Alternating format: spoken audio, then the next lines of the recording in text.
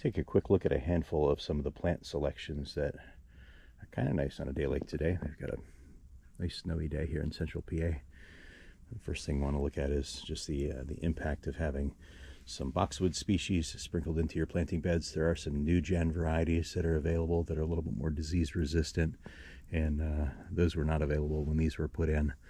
But the idea being that in the background and the foreground, in areas like this in the beds, you can have some evergreens anchoring the plant material, or anchoring the beds for days like this where the leaves are off everything and you need a little texture. Otherwise you're just looking at that, right?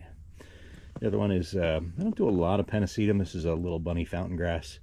We don't do a ton of it, only because it does spread. It's aggressive. It will get everywhere, and these little seed pods that are holding on here will establish themselves in other places. So it's borderline aggressive, invasive in some spots. But in this location, it's a gravel mulched bed with a stepping stone path, and we need something real low. But I know the cool thing here is this time of year, we've got a really nice texture with the snow that compiles in there in nests, and then also holds on the outside part of the seed head. And then two other things that are kind of interesting to look at through here. The ornamental allium species. This is Millennium. There's also a great species called Summer Beauty. But we get just a close look at that. Stems still look nice. They're upright.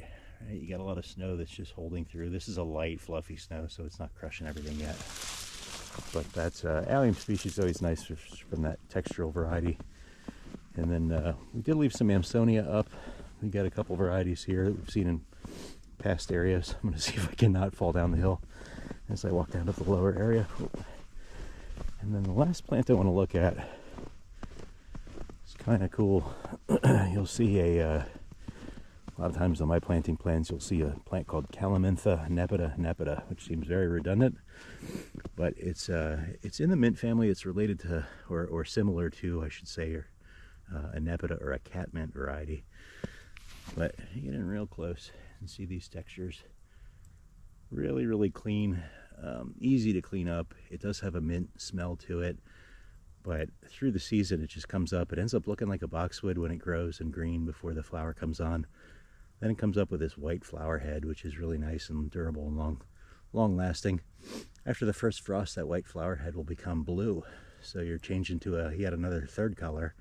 First it imitates a boxwood, then it goes into just this white ball, and then becomes kind of blue, so it looks a little bit like a catmint. And then after that, the texture just kind of dries and becomes this nice massing. Here we've got it planted behind some more of that allium millennium species. In the background, just some standard things like forsythia, that's just a border backdrop.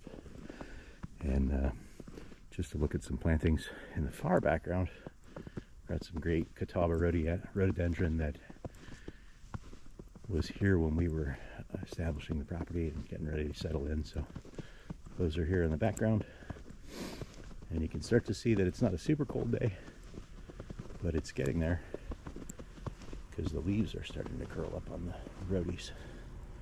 So just to look at some of the species that are here on a beautiful snowy day.